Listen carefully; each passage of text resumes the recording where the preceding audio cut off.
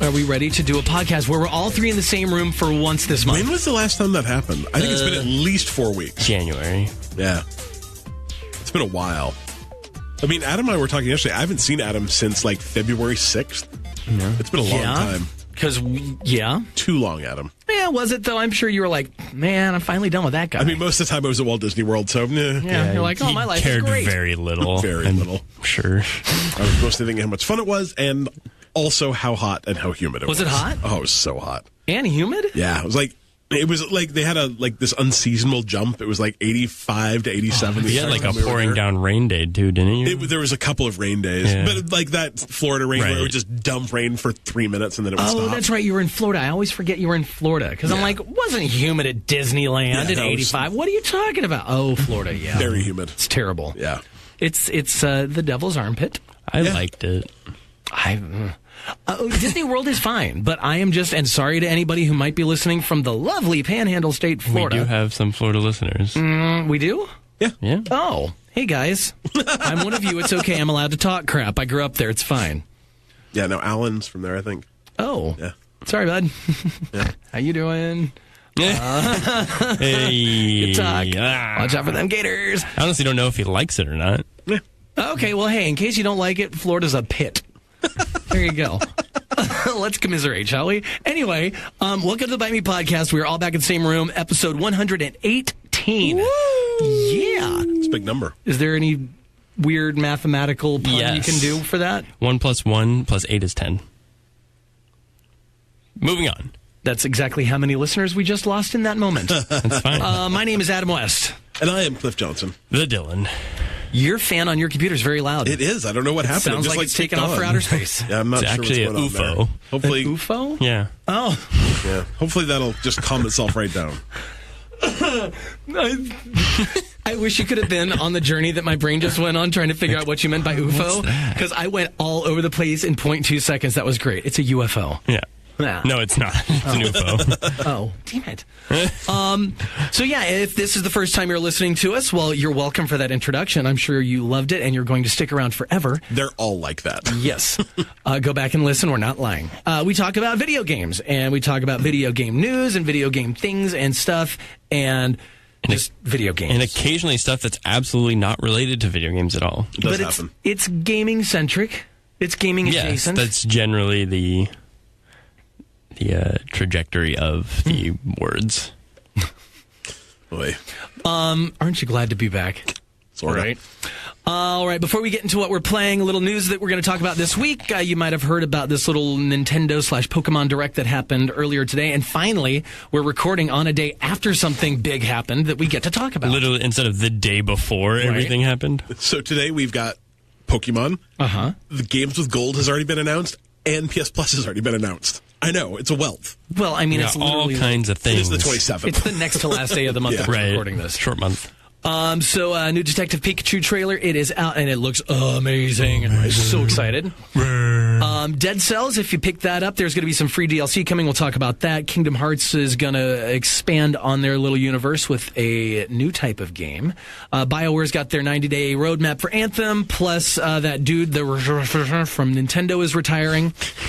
I can't say his name. Reggie. Let's say Reggie. Do you think Yes, his name is Reggie. Is it French? Is it like I would guess so. Fils-Aime. Fils-Aime? I think it is right. Fils-Aime. Yeah, I think that's right. Reggie Fils-Aime. Sure. Oh. Yeah. That's exactly what we just said. That's why no one says it out loud. Right. And a couple other random news stories that are quite interesting. Just One that I'm say it in Mario's voice. Reggie Fils-Aime. Fils-Aime. Oh God! Plus questions, Ow, my elbow. and we're gonna, like we said, talk about your cheap free games, and we have a troll corner. We do. Well, that's fun. I almost put in 2, but I just put in 1. It's like dogs in a bathtub. So let's get into it. We're going to start with what we are playing, and why don't you go first since you're back and you've not been on the show for a couple weeks? I haven't. So I played a couple things. Played some Flipping Death on the airplane, actually, which is a game that I picked up on the Switch after playing it at PAX West. Okay. And it's a fun kind of adventure game where you play a girl who was working at a mortuary and they got fired because she was just too, like, goth to work at a mortuary, and then gets in a car accident and dies. And then she's kind of wandering around. She's strongly in denial, the first phase of being dead. And she walks up to the Grim Reaper, and he thinks that she's actually a temp that has been sent to fill in as Death while he goes on vacation, because he hasn't taken a vacation in like 1.5 billion years. And so she's kind of and hands her the sigh, and he flies away. And so now she's Death. And so past that, you just have to start solving all these different puzzles in the world. But the kind of like trick of the game is you can possess anybody in the real world if you collect enough of these like floating skulls to possess them. So when you do it, the reason it's called Flipping Death is the entire game kind of flips around, like actually flips. It's really cool. The entire game's kind of one of those Paper Mario kind of games where the characters are all 2D, but the world is actually. Well, did you play the Yoshi's Crafted World demo? Similar to that, so where you can flip around and you see things from the other side? Yeah, and the entire thing flips around.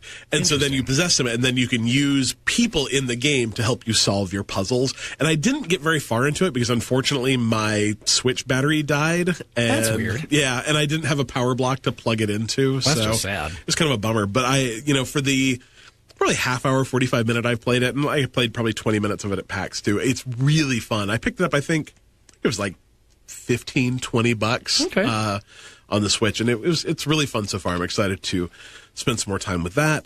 I played some of The Walking Dead Season 1, which is the game. I don't know what these letters mean. Twid? Twid. I played some of The Walking Dead Season 1, which is the game we're playing this month for Byte Me Plays. I'm not going to talk a lot about it because obviously we'll do a podcast about it, but it's not great. Wait, so it's the very, very first? Yeah. Season? It's been remastered in. Oh yeah, it's good. It's not. Where she meets the dude and Clementine and no. I think he's the only person I've ever heard not enjoy this. Colby game. also doesn't like it. Well, you're related, so that's you're basically pretty much the same person. So. Yeah. Wow. Yeah. Well, that's weird, because the next game you're talking about, you and I flat out disagree on. I wonder if it's... when did you play it? I played it when it originally came out on the PS3. I think that... I played it like a year and a half ago. And then I went back and played it when they remastered it. Really? Yeah. 'Cause, man, I don't think it's... I wouldn't call it an excellent game, but it's definitely not bad. I don't even call it a game. I put that in the same category as everyone's gone to the Rapture or see, and that's kind of my thing about it is I that. thought it was going to be a little more walking simmy than it is, and it's really not. It's not, but it's still, for me, it falls into that same camp. Yeah. Just because of the. It's okay. I've played. So I think there's 5 episodes, and I've beaten the first one, and I'm maybe halfway through the second one. And it's a struggle to keep going. Well, I think I think we talked about it a few episodes back when the question was given to us about decision making in a game. Yeah, and it's like you're given the illusion of making a decision. It's a little railroady. Yeah. You ultimately have 2 choices, and the same outcome might happen either way. That's kind of what it feels like, but that doesn't matter because. And that's the thing that I'm really noticing about it is it's really interesting to me because this is written by the same folks that wrote Firewatch. And Firewatch is the same way. No choices in that game matter, but it's really not transparent in Firewatch at all. And in this game, it's super transparent. Yeah. You can tell, first of all, if you choose the wrong one, a lot of the time they'll just go that's not the right one and choose the other one anyway. I don't know. Like I said, we'll talk about it more, in, I don't know, probably about 2 weeks. Sounds good. But man, it's going to, I've got a lot of game to beat in 2 weeks and it's a struggle. So I'm sorry. We'll see. Let's fight. The next game I played about 3 or 4 hours. This is Crackdown 3, and I know neither of you liked it, but I'm having I did not dislike it at all. Oh, you did? I just say it feels like an Xbox 360 game for the most part, other than it looks significantly better. What makes you think that? The controls just aren't very tight. See, and I don't feel that at all. I think the controls are great. Anytime you play a free-running game like that, where you're just bounding up buildings, there's a very big difference between a game that plays you just bound up buildings, and then one where you're well, I missed that ledge, and it's one of those games. Really? Because I don't have any problem with that at all. Yeah. Just compared to playing games like the Batman Arkham Knight, significantly which better. Which is currently on Game Pass. When it comes to I'm scaling a building, it's very just flawless. And I'm sure the new Assassin's Creed are like that, because I remember like Assassin's Creed was very good at that, and it just doesn't feel that way. To me, it doesn't play anything different than those. To me, what it really plays like, though, is Saints Row 4. Yeah. I think it reminds me a ton, like, almost like that they just ripped Saints Row 4 off and, like, took out the kind of controversial parts of Saints Row 4 and just replaced it with, I don't know, Superheroes. But I'm having heroes. so much fun with it. I played it for about an hour by myself, and then I played it for another 2 or 3 hours co-op with my kid. And, like, first of all, he loved it. I mean, I think it's perfect absolutely for kids. Adored it. Honestly, because it's just that cartoony, violent, and I don't know. I mean, like, for them, I think it's great. quack, quack, mother ducker. Eh. But, like, the first time that they, like, dropped the F-bomb, my kid was, like, actively giggling through my ears. That's super funny. But, yeah, no, I've really, really, really liked what I've played of it so far. I'm actually really excited about finishing that game out. So, I'm going to play it more. Yeah. I just haven't yet. I mean, I've got it. I downloaded it, obviously, installed it, and played it. And since we're all playing it, we could talk. I mean, for me, it's it feels like a pretty 360 game. Yeah, like it really does. And I That's guess so funny. I don't get that at all. I don't. The controls are just a little too. Yeah.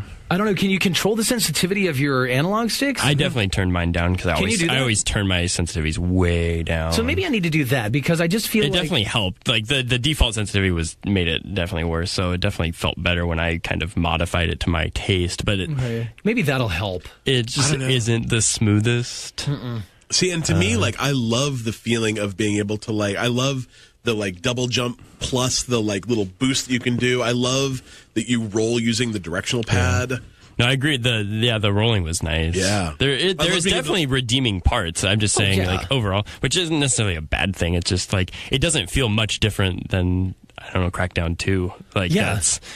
And I never played any of the Crackdown games, so maybe that's... Yeah, maybe that's it. If you'd experienced this game, 10 years ago when it first came out on 360, then maybe you'd be like, oh, it's literally more of the same, it's just prettier. Yeah. Which is not to say that that's necessarily a bad thing, but it's like, you've had 10 years to innovate and whatever on this property, and you've not done it. I guess it's probably just a lack of expectation, thinking that 10 years later, like the smoothness at which I'm going to bound building to building is going to just be like mind blowing, and it just wasn't. Yeah, so I think that's probably really what it is. To me, it was really, I wanted Agents of Mayhem to be a better version of Saints Row 4, and this to me is exactly what I wanted Agents of Mayhem to be. But also, like, I enjoy serious, like, action adventure open world games. They're fun. But I also really, really enjoy ones that aren't. Yeah, just mindless. And there are so few of them. There are just so few games that 100% don't take themselves seriously. I mean, when I got into that game, and the first thing I'm like, why can I pick up this body? And then I pick it up and throw it like 400 yards. Right. I'm like, oh, so that's what this game is. Yeah. I'm not saying it's like a masterpiece, but I think it's way better. I mean, I think its Metacritic average right now is like terrible 50 or 55. Yeah. And this to me is way closer to like a 7.5 kind of game. Well, you weren't here to talk with us last week, but what I said talking to Adam was, I think it's getting unfair criticism because it's like, if you say Crackdown has a bad story, you're in too deep. Like you're like, you've already done yourself a disservice. Like, the game is not, that's not what it's trying to do. Like, you're criticizing a pancake for not being a waffle. Like, it's just like, that's the greatest phrase I've ever heard. Yeah, it's like, yeah, of course you probably want a waffle, but like, you're eating a stack of pancakes right now, so why didn't you order the waffle? Like, and the game is still fun. Like, I'm not going to take the fun factor out of the game, but that's like the second funny, weird, like, analogy thing that I've heard in a podcast last week or the other day. I was listening to the IGN podcast, and they were talking about, I want to say they were talking about Crackdown. And I can't remember who was talking about it. He said something about, it's like taking one of your favorite things and just filling it up with crap all around it. It's like, what? He's like, it's like putting a peanut M&M in a graveyard and saying, go find it. Yeah. Like, what? Yeah. Anyway. Well, there's that. My one criticism I will say about Crackdown in particular that kind of is weird to me, we've got these massive open world games, Red Dead, Assassin's Creed, GTA, blah, blah, and they're massively populated with so many just random people walking around. I don't see a lot of people like traversing the streets and hanging out.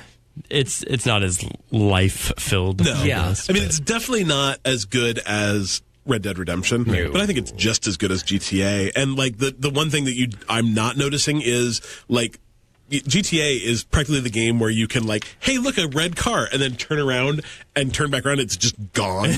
Like, at least they nailed that. Yeah. One thing I will say that I really like that they did too. And, did you guys notice that they split the single player game and the multiplayer game into 2 separate downloads? Yeah. That is awesome. For a game. Is it though? Yes. Yeah, I think it's smart. Yeah, because there's no reason to download a game that you're not going to play. I'm probably not going to play the multiplayer, and I mean, I have a uncapped data plan. But if I didn't, I would it cost me $50 a month. No. Yeah.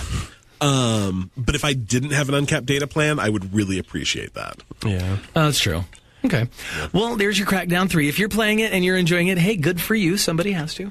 I'm kidding. But yeah, talk to us about it. Let us know what you think. Yep. All right. Is that what you're playing? Yeah. All right. Let's see. You and I are actually kind of playing the same things. Yeah. So let's talk about Tetris 99. Yeah. Well, not just Tetris 99, because I'm so bad at Tetris in general that I had to like take a step back, because trying to be good at Tetris while people are throwing garbage at you is not the best way to get better at Tetris. Like, and if you haven't played Tetris 99, people aren't literally throwing like trash cans at Dylan. Garbage are the blocks that you can send to Tetronimos you can send to other people. So on my little cruise to Victoria, BC, on the Clipper, prepared myself with Puyo Puyo Tetris, because it's the only way you can play Tetris on the Switch. Yeah. There's not another... You can't just get Tetris. It's so weird. Which is kind of funny. So strange. But I don't feel bad, because it's a very quality game. Like, there's a lot of content there. Just aside from being able to play Tetris, like, all kinds of stuff. It's fun. But there's Tetris on your NES Classic, isn't there? Probably. Might be, yeah. But that don't fit in my pocket. Okay. Damn it. Anyway, played a lot of Tetris, and I did feel that I got significantly better. But, man, it's a game that just... It's such a strong game this many years later. With all the innovations, that's still just a perfect 10 out of 10 game. Mm-hmm. Well, it's like taking a game that's so renowned, that's so everybody knows this game, everybody's played this game, and not doing anything fundamentally different other than pitting you against other people. Like, all they did was jump on the Battle Royale bandwagon. Right. It comes with your family plan or your Nintendo Online subscription, and now there's this whole new audience, and people, like, it's one of the top streamed games right now on Twitch. People are streaming Tetris 99, and people are watching. I want to watch that just to see the skill level of people playing Tetris. Like, it was fun. Even just watching Adam play Tetris that one time, I was like, God, Adam's so much better at Tetris than I will ever be, just because like it was a part of his life. Yeah. Unlike, like, I played a little Tetris on NES, growing up, but that's it. So. The only time I played it when I was a kid was on my Game Boy, because I think it was the pack-in game with the original Game Boy. It was, yeah. And that's why I'm like, yeah, it was fun. Yeah. What else you playing? Because it's the same thing I've been playing. Captain Toad Treasure Tracker? Yeah, wait, there was a hand in the air? Yeah. Like, it just don't care? I did not play Tetris 99, but you know what I did play? Another game that's like Tetris where you throw crap at each other. Because I bought a PlayStation Classic for $40 from Walmart. And so I got to play Super Puzzle Fighter Turbo 2 Turbo. It was very good. I'm sure it was. Very good. I thought when you were like, we get to throw crap at each other. Oh, you bought a bunch of PS Classics and started throwing them at each other. Yeah. Okay. He bought a piece of turd so he could play Super Puzzle Fighter. Right before I left, I got to play. I have not played a lot of it yet, but I will bring it to the office so Dylan can play it. I'm very excited to finally play this game that I've heard so much about and never even seen. Your hiney. Well, of course, I don't even know what I'm doing. I don't even know what this game looks like. Keep in mind, I've probably not played that game aside from the weird, like, mobile version they did last year in 15 years. Yeah, there was no way I was going to pay $100 for one, but for 40, I'm done. It's real fun. Yeah. So Captain Toad Treasure Tracker. Have you ever played it before? I played the demo and I really enjoyed it. It's great. We were going to have 3 hours on this cruise, so we're like, what's a cool game that we could play? And they just announced that full co-op, some more levels. I'm like, that's a good idea for a game that we can play on our ride. And it was like, it's just such a, again, it's a really simple premise, but it's super fun. Mm-hmm. Yeah, I like so I played the original on the Wii U because I've got my friend that works at Nintendo, so he had his Wii U and he always got the new games and stuff, and we played it, and it was so much fun. We would sit there and just kind of geek out on it for a few hours. But I never owned it. So as soon as it came to the Switch, I'm like, oh, I know this game. It's totally worth the price of admission because I think it was only $40. Yeah. And it's great. And they've added like the whole little find the 8-bit toads. Right. There's additional reasons to play the same levels. And the way that works is each level is like a little self-contained puzzle, right? Yeah. And you can move around and move the camera around you so you can see different perspectives. And turn off the motion control though, because that always because then you're going to be sitting there with your Switch and you're going to kind of move and you're look around the level and you look like you're it's not fun that way. And the goal is to find the golden star or whatever, like Mario games do, but it also has like, there's 3 gems that by doing things or finding them in the levels, there's more collectibles, and then there's like a secret objective in every level that you don't know when you start it. So by playing the level, you either happen upon the secret objective or you can go back and find it later. So there's a couple different things, and then you can play hide and seek with like Pixel Toad. So when you play the game, like Pixel Toad's hiding somewhere in the level and you just have to go find him and touch him. And Pixel Toad is like, if you remember in like Super Mario Odyssey when you would do the 8-bit against the wall things, Pixel Toad looks like that. He's actually like a and sticker he's flat against the wall. Yeah. That's cool.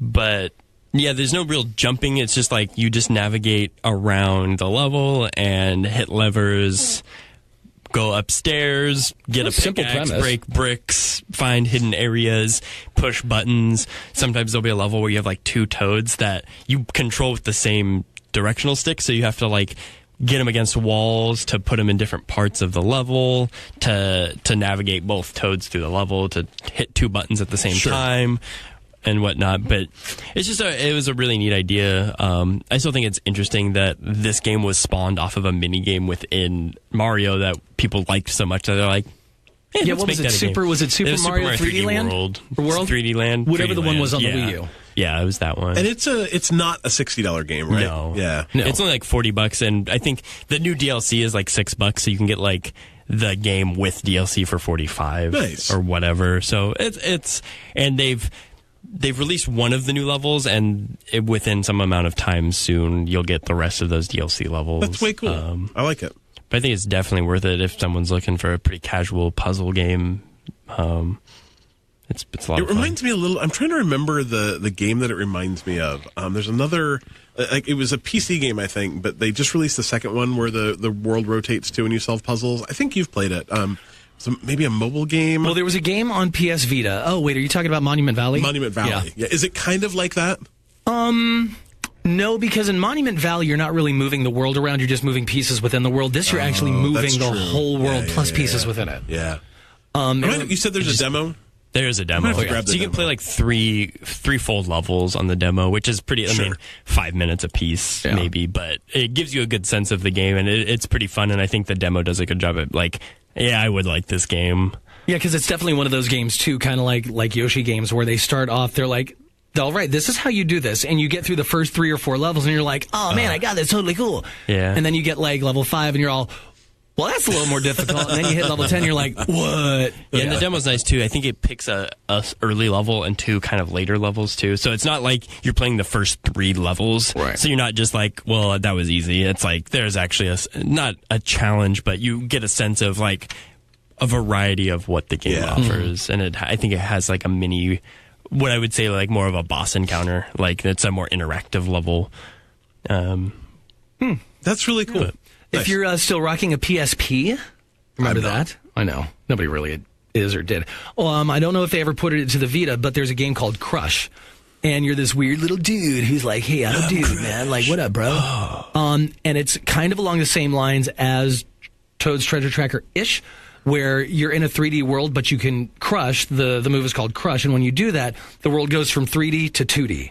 Oh. And then it creates different pathways and links things together.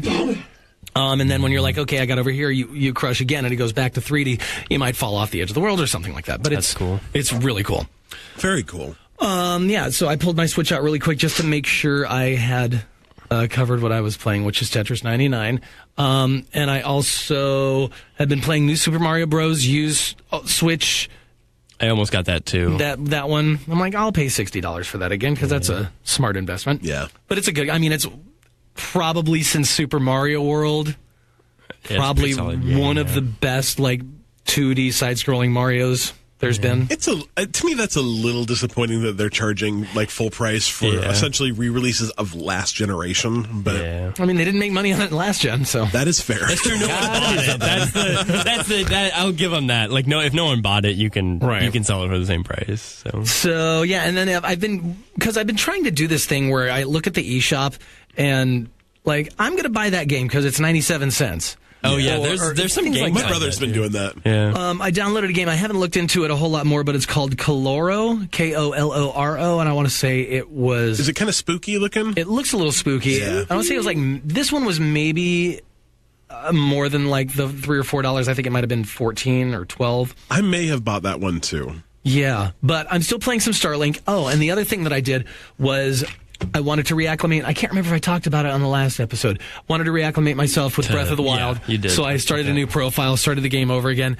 Why? Because on my other game, as I said last week, if you'd have listened, I'm my original save file. I'm at Hyrule Castle, ready to go against. So you want to get used to the game whatever. so you can beat. Okay. So I want to practice. I want to get back into the swing of it because I'm like, I don't know what I'm doing. Yeah. So there's that. But that's what I'm playing. I'm a firm believer that video games could really use first of all, like when you're watching like network TV, like on last week's episode, like remind you of what happened, but also like, hey, do you want to play the tutorial again? Right. We noticed that you kind of suck lately. Let's try this again. Yeah. So there's that. That's what we're playing. If we're not playing something you think we should be playing, well, it's just because we have better taste than you. No, I'm kidding. You can drop into our Discord and give us your recommendations or put a post on any of our socials and let us know. All right. Let's get into this thing. We have a Patreon. It's patreon.com/Byte Me Podcast. You can subscribe and support us for as little as $1 a month. And you get all kinds of cool, nifty little Discord swag and stuff and things, all the way up to our producer level where we give you thanks on every week's show by saying when Cliff's not here, we struggle for a minute and then I have to recite them from memory. How did you do? I think I nailed it. I think you did all right. I almost forgot Kangaroo Jack, but that's because Adam distracted me mid-performance. Sure did. But then I remembered at the end. All right. I'm very quickly pulling these up. So if you're just listening, like I said, for the first time to this show, we are not a prepared bunch. We show up. I'm usually better than it's this. been it's been a crazy 4 weeks. So like, can you believe that it is March? I mean, like literally, it is March on Friday. I remember the meme that was going around in January. It was like 2019's been a hell of a year, and they're like, that was just January's been a hell of a year. It's like, okay, and then February just blink and gone. Over. All right, so our patrons. Yes, Alan Schulte, who I think is from Florida. I might be wrong. If you're from Florida and I offended you in any way, well, I'm sorry. Austin Palmer, Jack Irish, who you almost forgot, Jacob Frank, Joe Cole Jr., Kevin Schold, Tom McDermott, and of course, Vinny Champa. Yay, Vinny! Who just had a birthday. We talked about that. Yeah. He can drink now. He can finally get that pirate grog on the seas of booty. Not congrats on circling the planet for another year. Congratulations, you can drink. That doesn't even matter. All right. And I'm excited because I'm going to Australia in September, and I'm going to do my damnedest to meet Kangaroo Jack. Unfortunately, he does not live where you are going. But nope, not really. But it's fine. Maybe you can meet in the middle. It could be a bigger continent. He's about 6 hours from Sydney. See, so it'd be perfect. Y'all meet halfway. It's only 3 hours. Okay. It's a drive to Kangaroos are fast. Hop into pouch and get moving. Maybe he can do that Crackdown. Maybe he can do, since he's a kangaroo and he's got powerful legs, he can do that Crackdown 3 kick where you kick or punch and you send somebody flying. Yeah. It'll work. Not, though. So, all right. Again, if you want to support our show, I just got an email. For as little as $1 per month. For as little as $1 per month. Are you? My microphone's got like I don't want to say hairs, but it looks kind of like hairs all over it. It's very distracting. I mean, You've been gone for a couple of weeks. I don't know who's been doing what to that microphone. It's really weird. All right, so there's that. Yeah, Byte Me Podcast, or patreon.com/Byte Me Podcast. Are we ready to talk about all this stuff? Let's do it. Yes, it's not fake, but it's News. There it is. Oh, I'm on fire today. You are good. This is great. All right, so today, finally, we get to record on a day where something big happens, and we get to talk about it day of, even though you're only listening to it the day after. It's fine. Whatever. So the Pokemon Direct happened, and the thing that everybody has been fiending for since the Switch was announced, we have 2 mainline Pokemon RPG games coming to the Switch. Did you say fiending for? Yes. Okay. Have you never heard that phrase? No. Is that a phrase? It's a good one, yeah. All right, cool. It's for people who might have substance problems. They're fiending for their next hit. Oh, interesting. Yeah, there's All that. right. You learn something. Kids, don't do that. Before we Pokemon is like cocaine. Oh, interesting. Oh, and by the way, so I've been auditioning for like voiceover stuff, and I auditioned for a cereal thing, and they're Pokemon, like, they're partnering, whatever. It's Pokemon. Pokemon. It's not Pokemon. It's Pokemon. Like sure poke, it is, like but- the Like food? Pokemon. It's K, not K. Huh, interesting. There you All go. right. Pokemon. I will probably still continue to pronounce it incorrectly. So will 95% of white people. So the most important thing is which one are you buying? I don't know. I'm buying the bunny one because I like the bunny a lot. Oh, Well, that's your starter Pokemon. yeah, those were whatever. the 3 starter Pokemon, and I think you can get those in have either those one. in either one. Oh. The Sword and So this Shield. isn't like Eevee and Eevee No. and Pokedude? Yeah, those ones you had a starter Pikachu. based on the game you got, but the Pokemon in the world will be slightly different. Oh. However, you'll be able to choose any of the 3 starting Pokemon. I want the bunny. That's really all I want that the matters. Soddle. Chuki? I want the Chuki. seal-looking thing. The lizard one. Water lizard? I want the watered one. Yeah, I can't- Pokemon Sobble. Sobble. Pokemon. Pokemon. Sobble. I'm going with Pokemon. That's fine. Pokemon. Whatever. Which one are you getting? Chuki. Is it Chuki? There is the chimp Pokemon Grookey. Grookey, that's what it was. Score Bunny and Sobble. Yeah. Wow, so we've got all 3 different I starter Pokemon. generally pick the leaf types. Interesting. I don't know what the bunny is, but he has cute ears. Right? I've never played a mainline Pokemon game. I have not either. Ever. Yeah. This will be my first. Because Yeah. the Eevee and Pikachu, those are are like, not mainline, right? I guess I think they're thinking that was kind of an experiment, I guess, because it had... So I don't know if this is going to continue with that Pokemon Go catching element or if it's going to be more... I didn't kind of So catch I know that. I know that they're back to randomized encounters. Yeah, so and finding them it's in- going to you be still like- have to find them in the grass and Right, stuff like it's that. the traditional... But yeah, I don't know. I know that I saw a couple of animations where the Pokeball did the thing like it does in Pokemon Go. Yeah. But Yeah, I don't it's know. always... I mean, that kind of aesthetics always existed, so I just don't know how the actual mechanic works. I didn't... Hopefully Either it'll I be- didn't see it or I didn't pay that too close of attention because I was just like, oh, yay. Yeah. New Hopefully it'll world. be I as- was just excited. It's like new Pokemon world. Right. Because, yeah, Pokemon region. Go, Let's Go Eevee, and Let's Go Pikachu, those were kind of like a reimagining of the first Pokemon Yellow. Yeah, it was a reimagining of Pokemon Yellow, which was kind of like the sequel, like the 1.5 of the original Right. Red and Blue. And it was like reimagined with like the Pokemon Go element tied into it, which worked pretty well and was fun, and I think was very exciting for drawing new people to like Pokemon RPG rather than just Pokemon Go, because Pokemon Go is not really anything like, No, that's just a way to make some money, which was right. great. And I mean, and they've dumped a lot of content into it, and a lot. Yeah. Well, Well, dumped if a lot people into play it. it, great. Right. They did. So- I got to give it up to their marketing because they did Pokemon Go on the phone. Everybody's got a phone. Everybody went nuts for that game. And then, 2 years after that, they dropped Pokemon Go on the Switch, which is arguably the biggest platform right now. Everybody's playing on that, and everybody wants everything on Switch. So they dragged all those kids into the Pokemon world on the Switch, and because they'd never done it before, and now they've got the big ones coming out to satisfy everybody else, plus show this whole new crowd Yeah. what Pokemon's all about. Yeah, there's obviously a strategy there. Oh, yeah. So. Smart. They're going to make a lot of money. So I guess the question is I played the Eevee Pokemon Go I played Pikachu. and thought it was okay. Like, I wasn't super into it. Yeah. I didn't, well, and I don't even want to say I played it a ton. I kind of watched my kid play it, Right. but was not super into it. If I wasn't super into that, do you think I will be super into this? It depends at what you liked or like what you were interested in more or less, I guess. Like if what I'm thinking is true, which is this is more like the traditional Pokemon game, this is going to be more like a RPG than it is like collect Pokemon. Yeah. So it's going to be more about I'm catching my Pokemon and I'm grinding to level them up and do the JRPG thing to beat the encounters. Okay. Whereas the other one really was focused on like you just need to catch Pokemon to level up. I spent a lot of my time just not knowing what to do next. Yeah. It seemed really, I don't want to say confusing because that's not really the right word for it, but it didn't give me that clear goal of this was the next step. So maybe I will like this more. Yeah, it might be. It's going to be very similar in a way, but I think, depending if that's what you were after, you might find yourself having a better time. Yeah, perfect. So this looks like this is going to be a Christmas release.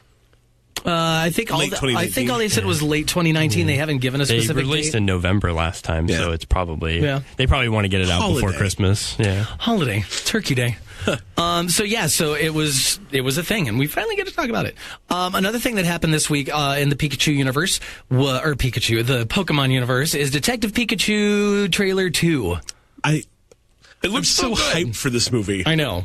Like, it's so wacky. I don't care. Like I said, I've never played a Pokemon game. I don't know how to pronounce Pokemon. Apparently, I don't watch the cartoon. I know about them because, like, if you live in this world, like if you play video games and are even slightly into nerd culture, like, you know what they are. You know what a Pikachu is. You know what a Pikachu is. You know. But I mean, I'm watching that stupid thing. I'm like, oh my god, it's a Psyduck. I'm like, right. This. Did you see the Lick-a-tongue?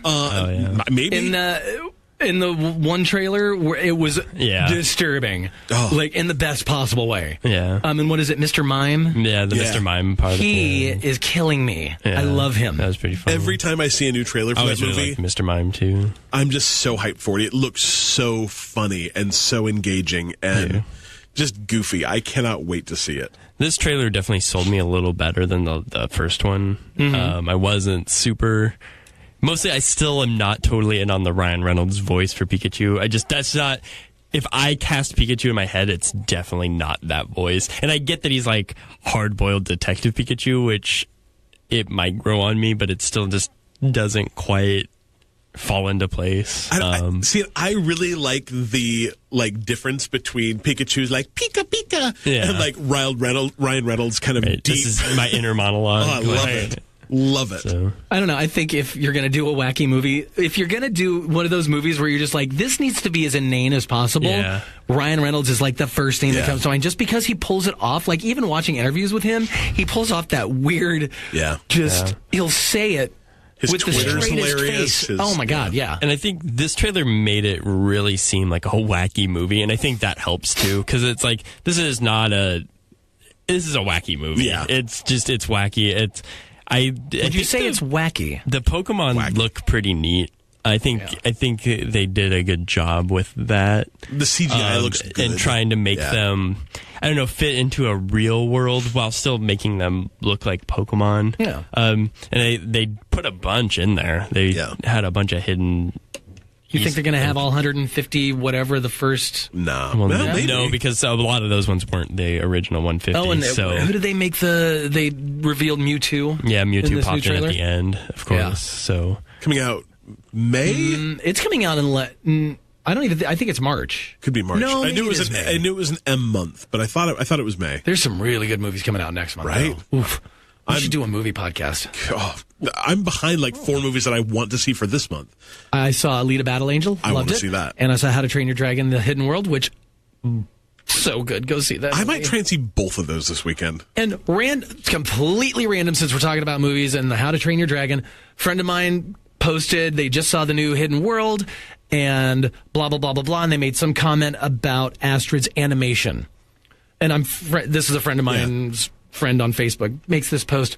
The director of the movie, Dean Dubois, he commented. He said, "I'll let the Astrid animation team know." Wow. Yeah. So Nice. Yeah, I'm like, oh, crap. Anyway, I'm like, this close to stardom. A friend of a friend of a friend. A friend of a friend commented on a Facebook post. It's real. Okay, so yeah, Pokemon or Detective Pikachu trailer 2 is up all over the webs. You should look for it. All right, DLC is coming for free for Dead Cells, that game that I bought in early access 2 years ago. Didn't realize it until well after it had been released into the real world. And I love the game. It's so good. Oh, yeah. This is exciting, though. It sounds like it's supposed to add some depth to the game, which I'm interested by what that means. Like, the only thing that I think is disappointing is apparently it's end game stuff, which implies that you would have had to gotten to the end game for it to matter, which I don't want to say is disappointing to me, but like Dylan and I were talking about this the other day. Like, neither of us believe that.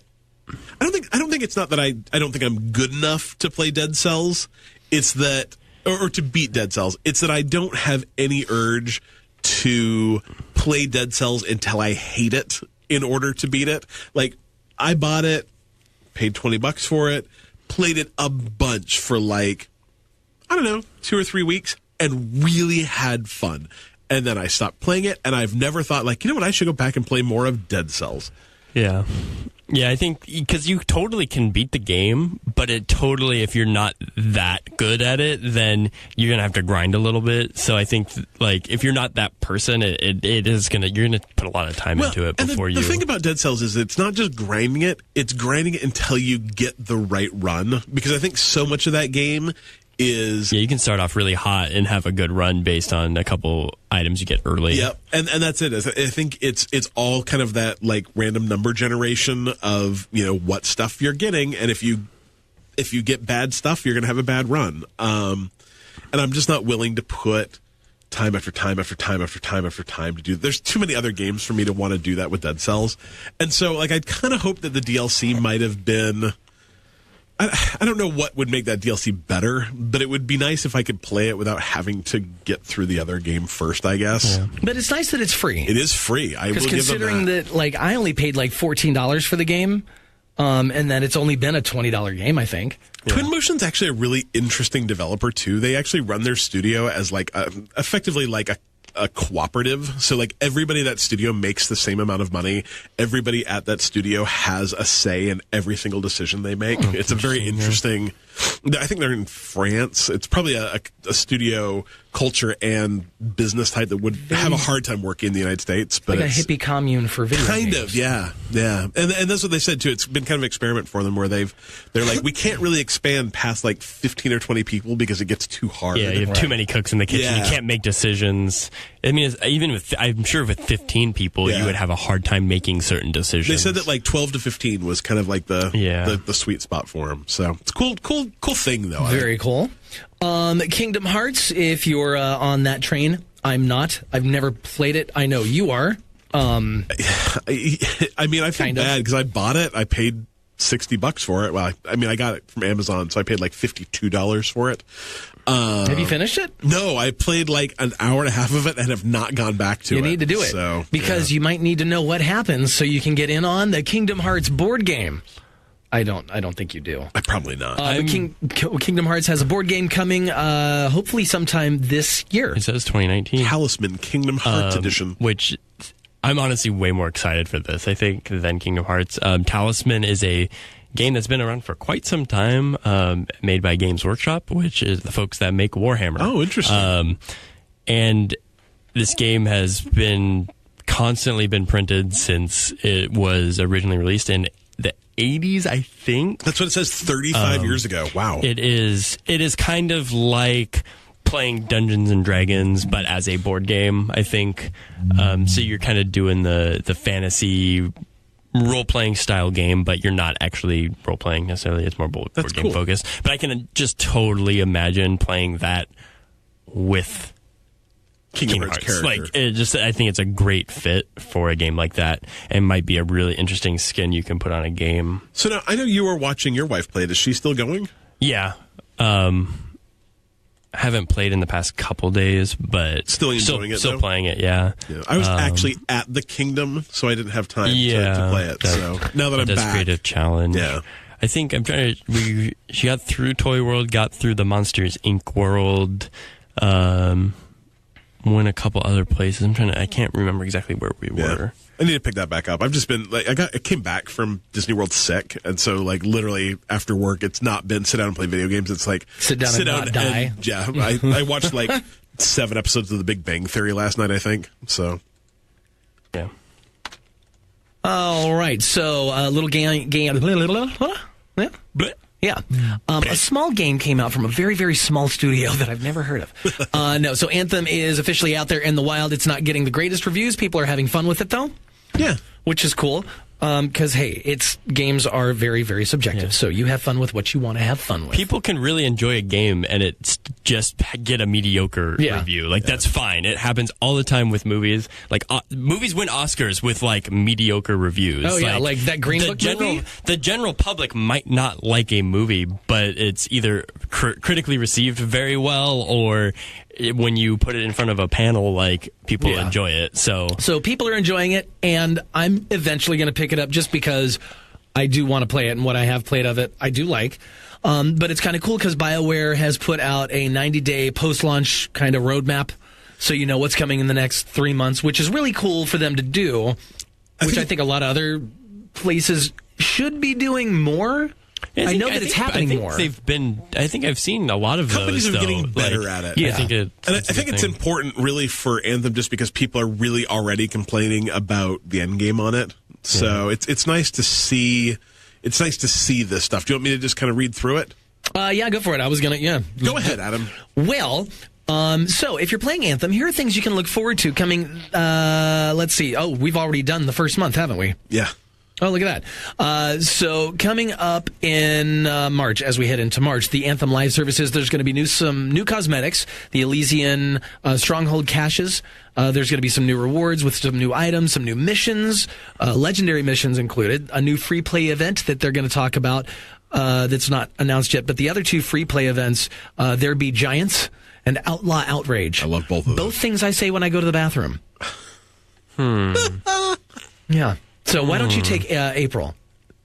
What's the outlaw and the outrage? Exactly what you think. Good Lord. So in April, he's gone rogue. They're going to have... There'll be more progression with the mastery system, new rewards, multiple free play events, including Super Surge, new missions, again, more legendary missions of Phase 2 of the stuff from March, new strongholds, and then a bunch of new social play additions. And then it just kind of continues into May where they're saying there's going to be more free play events. A lot of to be announced stuff, but it's good to know that they are planning for it. And I mean, yeah, this game did not get great out of the gates reviews, but when was the last time a game as a service game got great out of the gates reviews? Like, it just, as crappy as it is, I think we have to kind of expect that these games are going to come out. Games of this type are going to come out. They're going to be kind of broken. People are going to jet through the single player or campaign content. And they're like, well, what do I do now? And they're going to go, well, you got to wait a month or two. You know, Destiny did it. Destiny 2 did it. There's been a ton of other games that kind of were a little shaky. And then, Sea of Thieves was the same way. If you are worried about that, don't buy it at launch. Right. Wait 3 months. Although I will say it does look like with Anthem, a lot of people are waiting 3 months because the game has sold quite poorly. Yeah.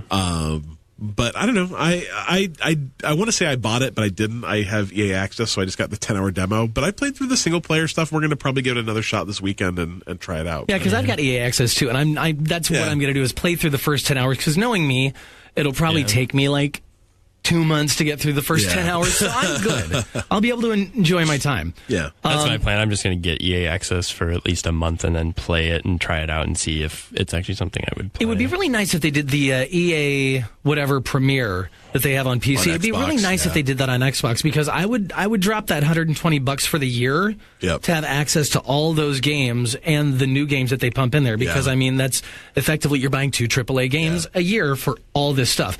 And when you wrap your brain around that, like I can justify, it's Game Pass essentially. Yeah, I can justify spending, say $400, $500 a year on new games. So if I spend $250 to $300 of that on these services that just chock full of all this great stuff, makes total sense. Yep. I'd absolutely do that. I agree.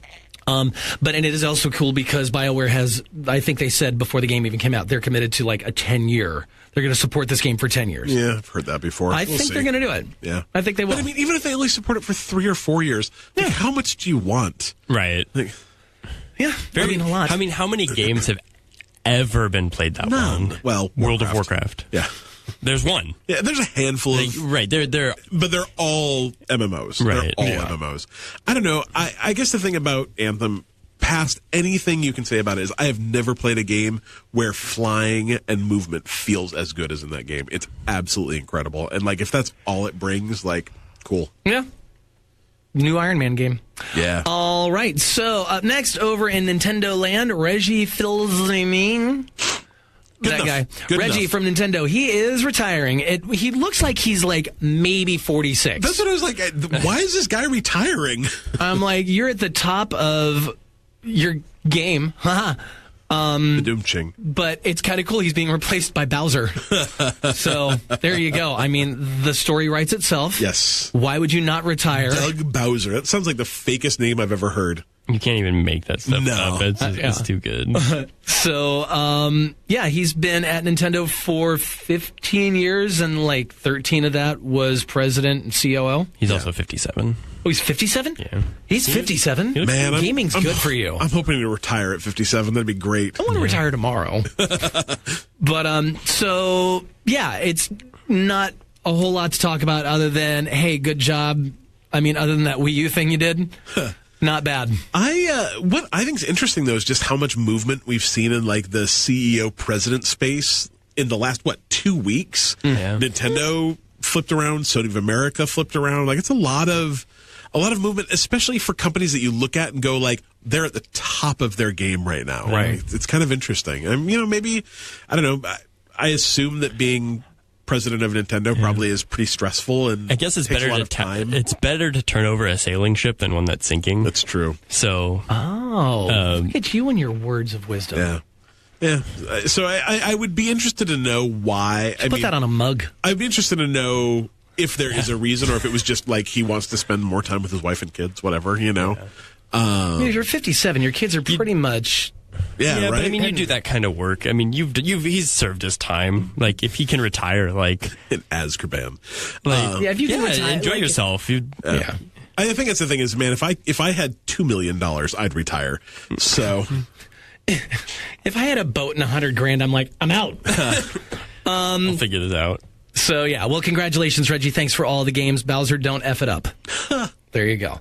All right. Who put this one in the notes? Who's excited about this? Man, this is a throwback to like episode 6. I know. We talked about it before, but it's actually happening. I put it in the notes because Dylan sent it to me. Okay. Yeah. So let's let Dylan. This is Dylan's thing. Dylan, We got some HD footage of Chex Quest, the HD remake.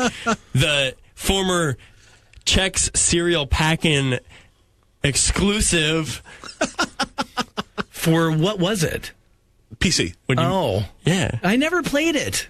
And It's just Doom in the Chex cereal world. It's amazing. the Chex cereal world. I've been there. Yeah. And it's awesome. It's awesome. I don't know how much time we want to spend on how awesome this game is. The thing that we need to note is the guy who made the original version of this game is also the guy making the HD redo of it. So what you need to understand too is if you've not heard of this, when we say Chex Quest, it's not like bad checks were written. It's not little check marks. It's the Chex party mix that you get at parties that you're like, hey, or more appropriately, Chex cereal, the kind of cereal. Chex Quest. But you sit there and rice you just checks, wheat checks, corn checks. Yeah. This game was actually a pack-in cereal boxes. It was it in Chex cereal? A CD-ROM you could put into your personal computer and then play a video game. And you played it as a kid, Oh, right? yeah. That's it so was awesome. weird. It's so wackadoo. And they're making an HD redo of it, and it looks pretty Ridiculous. awful. But It's what is that, good. like a green, it's like a green elephant blob? Yeah, like, I don't know, they're like these little slime creatures. Oh, it's so good. But you're just like a guy in a your big Chex piece, and you just rage on them. That's crazy. I'm very excited. Yeah, I'll play it if it's free. Is it going to be free? I don't know. I've got to assume it's going to be free. I can't even imagine there was any sort of demand for this, so I'm glad that these people are doing a service to this world to remaster this. Through Chex Quest HD World Pieces. And thank you, Austin, for sending this to me, because that's how I found it. So very cool. Love it. All right, so Microsoft, there's been a lot of talk lately with Microsoft and Game Pass and moving stuff to different platforms and da-da-da-da-da. Like, my favorite thing I heard in the last week or so was the possibility of Ori being on the Switch and Game Pass coming to Switch in a streaming way, which would be super, super badass, and I would absolutely do it. Yeah. But it also looks like Microsoft is going to start putting Xbox One game support Microsoft baked into Windows 10 is maybe making the smartest move that I could even possibly imagine them making. And it's, if you can't win, well, more appropriately, if you can't win against Sony, beat Sony by putting your games literally everywhere. If you can't sell more Xboxes than Sony, beat them at... let them play them on the Switch then. Let them play them everywhere. Yeah. So, like you said, cool. there's two rumors out right now. One is that Game Pass is coming to the Switch. And the way that would work is that games that can run natively on the Switch, like Ori, would just run on the Switch. That Cluster Truck could run on the Switch. Of course they could. And that makes it sound way easier than, like, of course they could just run. I'm sure there's more to it than that. But that's what it is. And then the games that can't run natively on the Switch will stream to it via Xbox's streaming service that they've talked about, but not... Yeah, what's it called? xCloud? xCloud, I think, yeah. Of course it's xCloud. And I mean, like, there is some precedence for this, not in the United States, but in Japan. One of the Resident Evil games, I forget which. It was Resident Evil 7. It was the newest one. Was playable on the Switch via streaming. And so, also like, this is Assassin's Creed. Yeah. Oh, is it Assassin's Creed too? Yeah, they did Assassin's Creed as well. So there were two games in Japan that you could stream to the Switch, and from what people said, it worked as well as, like, the Google Cloud. Yeah, which is great. Google Stream. Yes, Google Stream. The very imaginatively named Google Stream. I just picture, like... These names are so modern. Like, you know those decals on the back of trucks with Calvin and Hobbes, like, and Calvin's peeing on a Chevy? Like, whenever you say Google Stream, I see Google, like, doing that to the Yahoo symbol or Ask Jeeves or something dumb. Ask Jeeves? Yeah, I know. Yeah, that's a throwback. You're welcome. Love Jeeves. I mean... Obviously, this is just rumored so far, although from, I think, Game Informer last week, like, dug kind of deep into it. They're like, it's just a rumor, but it looks really, really, really solid. My guess is we're not going to hear any, like, confirmation of that until probably E3, but E3 is...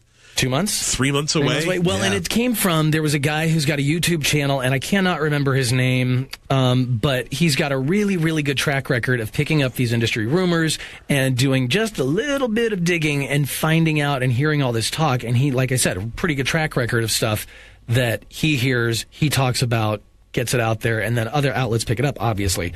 But I don't think he's been wrong or far off the mark. Like, some version of what he heard actually, down the line ends up being true. Yeah, it pops out. Yeah. So I guess the question is would you be willing to pay, and presumably this is not going to be included with Game Pass, it's going to be an extra subscription. Would you pay another $10 a month to have Game Pass games on your Switch? On my Switch. Because then it's like, if I do the EA Premier Origins, so there's that, so $120, and then Switch is another $120, Xbox is another $120. So it's like, so we're up to $360 on 3 subscriptions. Again, it's not the worst thing, because that's what, 4 AAA games? I guess, do you need to? Or 6? I mean, I'd probably want to do it just because I'd want the native games on my Xbox, but I mean, I think the other thing you've got to think about, especially what we were talking about, 2 weeks ago with Xbox Live stuff coming to the Switch too, odds are very, very, very good that if this happens, you'll get crossplay and cross-progression on them too. So you start playing Ori on your Xbox, you take your Switch upstairs, you log into your account, and all of a sudden your save game transfers over to your Switch. Well, see, the thing is, though, like, I can't... What I would hope, and this is why this is what I hope. I hope that if you have an Xbox Game Pass subscription now, if you want to put that on your Switch, you're not going to get charged another subscription. Because I don't think there's enough crossover between Xbox owners and Switch owners.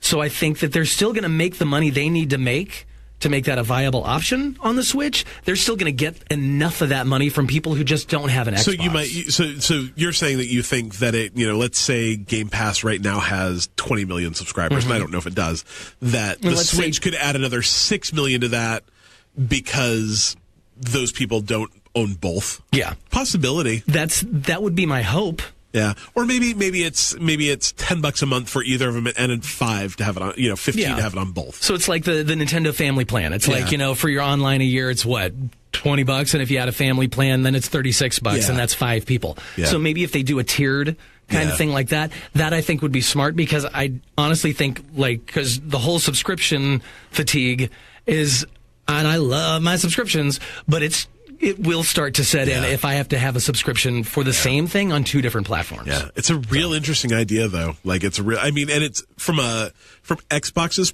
it works for both of them, because it gets Xbox games into more places that they weren't before.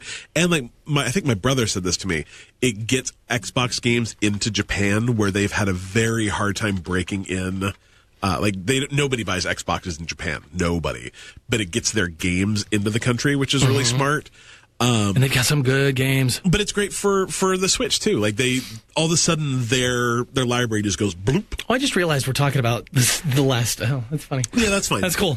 So the other rumor was, and this is, again, people digging through code in the latest Windows Update Insider program, it looks like they're looking for a way to run Xbox games inside of Windows 10 PCs, which, again, is another... It's really, really, really, really smart, because they already Microsoft first-party games already do this. Mm-hmm. If you have Game Pass, you get the PC version and you get the Xbox version. They both play anywhere. They both are play anywhere. They'll play together. They'll cross progression between them too. It's really, really, really smart. Mm-hmm. And so if they can open up the rest of that Xbox library onto the PC, again, you go from hey, so let's say Xbox has 40 million installs. If all of a sudden Game Pass games run on the PC, effectively... There's 200 million Xboxes out there. Millions and millions. I think Microsoft's strategy right now, it's brilliant, is if we can't sell more Xboxes... their strategy for the last 2 years has been great, though. They have made some of the smartest moves in gaming. Oh, yeah. If we can't sell a bajillion Xboxes, we don't care, because where we make money is software. People forget that. They don't make money on hardware. They make money on the software that people put in it. It's great, It's really smart. So I hope both of those come true, and it will make me very happy for both of them. I will probably buy a subscription for all 3. Done. All right, that's all your news that is news, so we're not going to have any more news for you now. There'll be more news next week. I'm sure there will be. Things will happen. All right, we have a few answers for these people, because it's time for questions, and we always start them off with... That guy. That guy. How you doing? How you doing? So whenever I've thought of Vinny before, I think we've always thought of kind of like Joe Pesci and, My Cousin Vinny. But then I started watching BoJack Horseman yesterday, which I've never seen. Oh, you should watch BoJack. My brother's been trying to get me to watch it for 6 months, and I finally gave in and watched a bunch of episodes of it yesterday. And so it doesn't really matter. There's a character who her family is from Massachusetts. And they all talk now, I think, how Vinny talks. Yeah. Because he's not actually from New Jersey or New York or whatever accent we give him. He's actually from Boston. And I think that's how Vinny talks, is how Diane's brothers on BoJack talk. Anyway. Well, Vinny has a question for us. Surprise, surprise. What are your... Oh, this is great, because we've kind of already talked about this. So it's... Yeah. What are your opinions on video game reviews? Do they help you decide whether you should buy a game or not? Should there be a more defined way of reviewing? So we already kind of touched on this during the whole Crackdown discussion. Yeah, and we've had this discussion probably. It was pretty early on, I think. Well, it's nice to revisit it. Because right now, games are coming out that are getting these middling scores that people are up in arms about. But it's you got to keep in mind, and it's like the dude when I listened to IGN, it's so funny. They were talking about when you read a review, you need to approach the review as like you're talking to a friend you're listening to a friend who's got the same taste in music. So you know when so-and-so says blah, blah, blah, you should check this out. Oh, I know we like the same type of music. Right. I'm probably going to like this. So kind of align yourself with those. Yeah, find reviewers that get you. Yeah, or they see games the same way you do. Well, and I think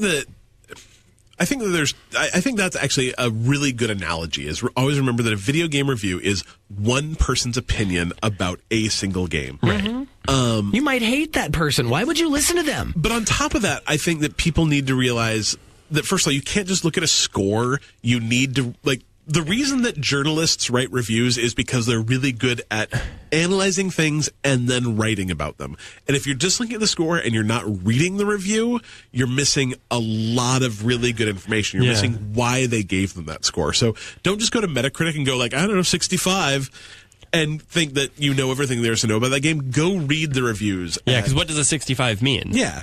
But I think also people need to realize for me it meant I had to repeat 4th grade. But I think that's actually my second point is people equate review scores to grades, which is the wrong way to think about it. Because yes, if you get a 65 in school, that means you got a C or maybe a D. Yeah, it's like a D-ish. And you're going to have to take that test again.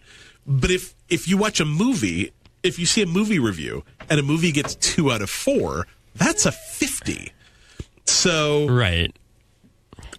Video games are not A, B's, and C's.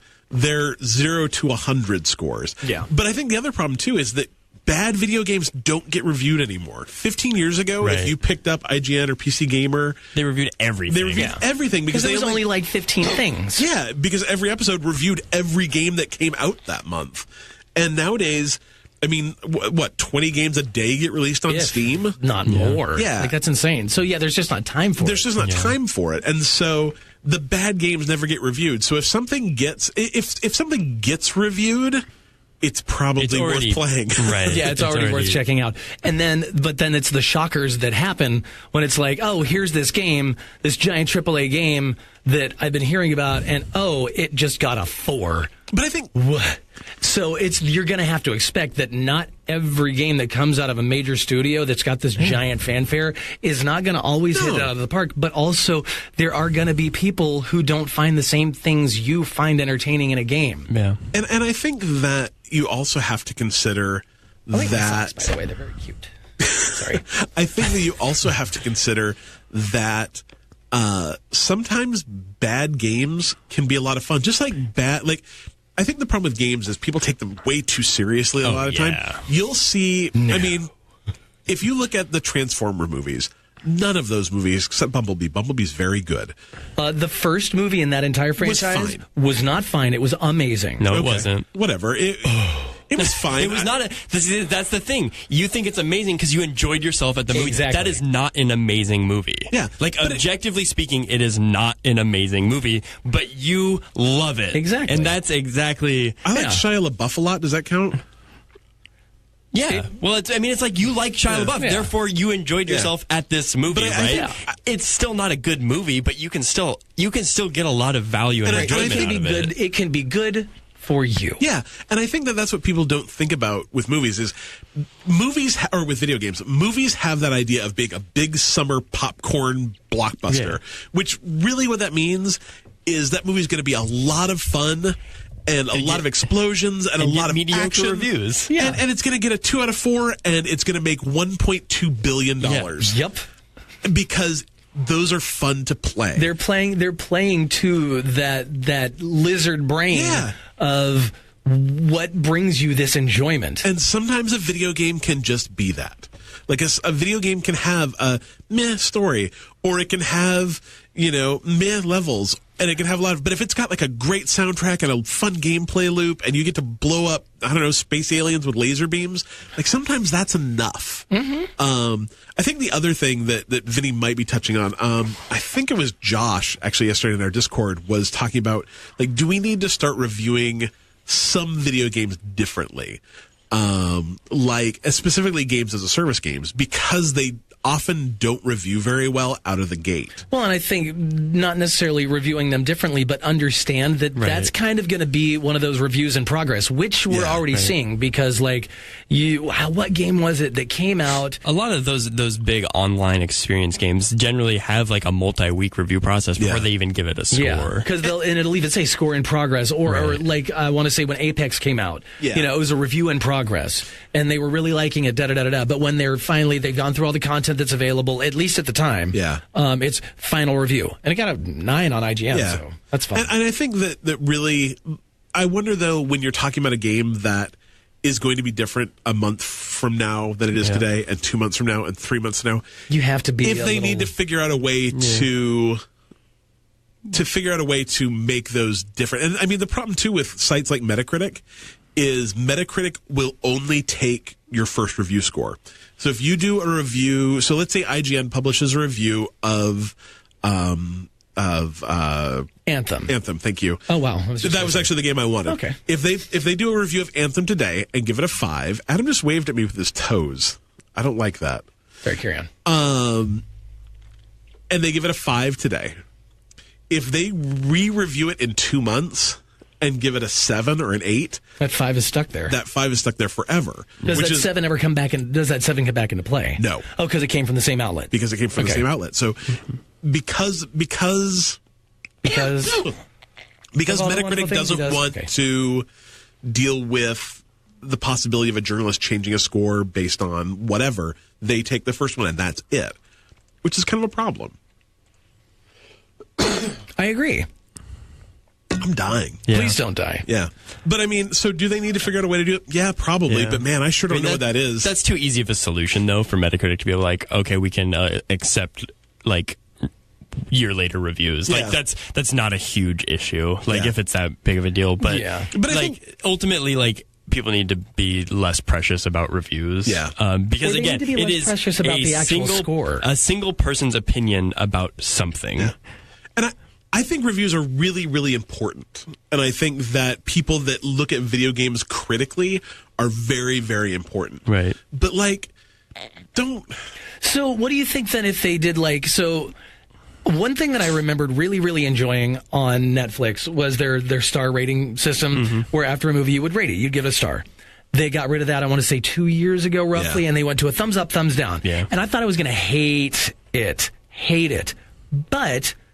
everything that's been recommended to me since then, I've really, really enjoyed. I think the problem is you can't trust gamers with reviewing games. Yeah. Like, I want to say that that's a good solution, but gamers suck. Yeah. So what if you just got away from actually giving a number or a star or a thumb or a da-da-da, and you forced people to read at least a paragraph of something? Yeah, I don't know what the solution is. I think Vinny is probably right. Yes, video games are changing in ways that are going to necessitate video game reviews changing, but I think they also are really good. I read a lot of Dan Stapleton is the reviews editor for PC Gamer, and he talks about it like on Twitter a lot, that they are thinking about how to approach video game reviews in a changing world. And so I think it does need to change, and I think that they're aware that it needs to change. So, just keep an eye on it and don't, like you said, Dylan, don't take reviews so seriously. But you also have to remember that while these are ongoing experiences, you might want them to be reviewed later, but that doesn't help. No. Because people want timely reviews. That's why people go see movies early and give you the reviews before it's even out. People want to know. They want to be informed before. So just because you think it's unfair to review a game early, it's like that doesn't actually serve the public, though. That actually doesn't serve the player base, because people want to know. I don't want to play this game in 6 months. I want to know something about it now. Yeah. How is this game now? You have to review it in it whatever it is, and you give it a score based on thing. And we need to educate our readers better how to understand reviews. Yeah. Well, and I think Adam touched on this a little bit too. Probably the best thing you can do if you're concerned about reviews is to find yourself a community like ours, like somebody else's, where you can hop in. I mean, like if you come to our Discord today and say, hey, what do you guys think about X? if it's a game that we've played, we will tell you ad nauseum what we think about X, and you'll probably get a couple of different people's opinions.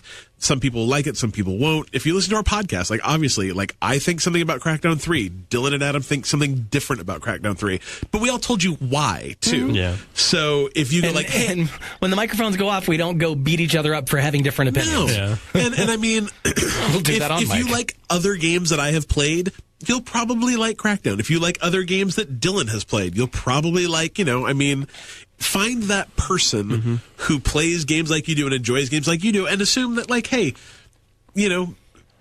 take it with a grain of salt, but find those communities where you can get that information and then read some reviews and make a decision. Yeah, if you can reliably count on someone that generally has an opinion of like yours, or read a lot of reviews and see what are they all saying about it. And then if that one thing is something that you're like, well, that's not that important to me, I can deal with that. Then you're fine. Because, this is obviously a conversation spawning from Anthem, which is not getting great reviews, but people are having from fun. Crackdown 3. Yeah. Well, I think there was 2 games, but I think people expected a lot more from Anthem than they did Crackdown. True.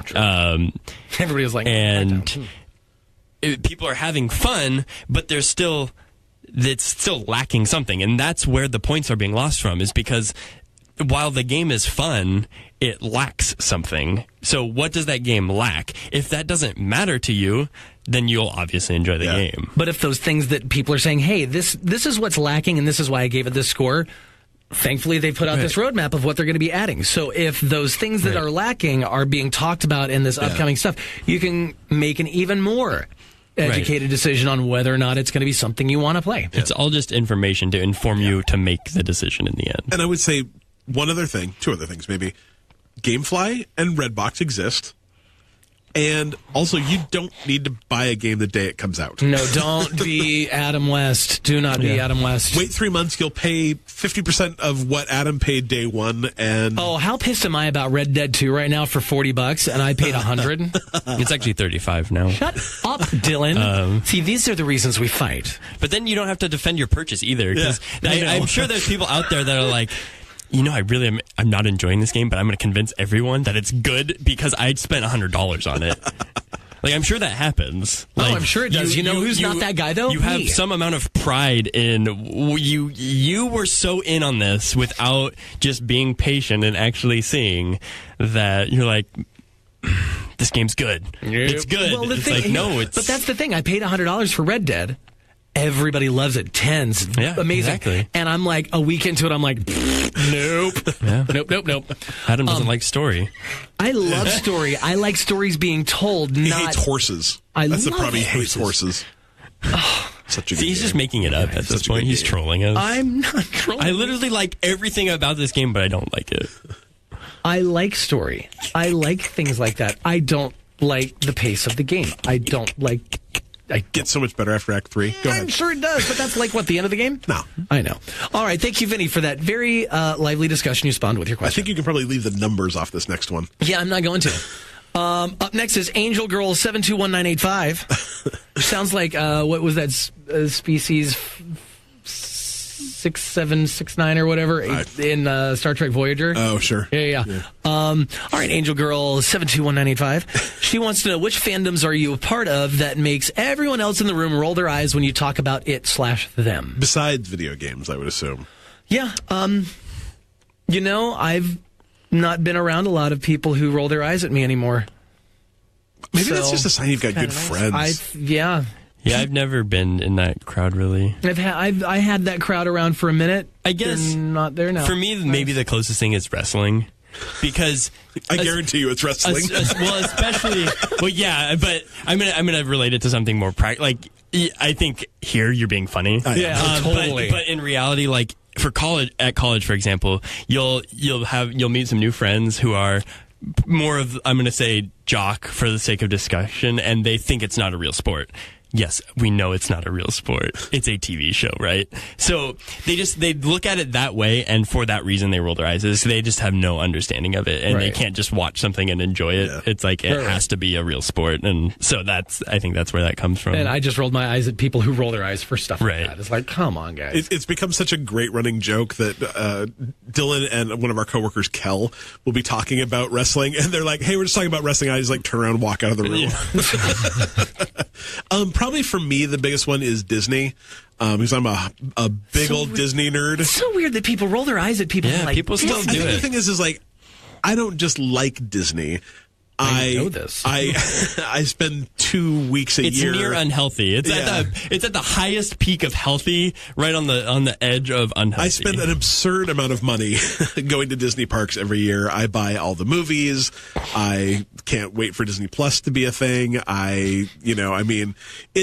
It borders on obsession often. And it's really strange for me because it was something that I came to way late in life. Like I didn't grow up as like a Disney person. I went to Disneyland exactly twice, like 2 days before I turned 19, and then have been like, I don't know, 150 since then.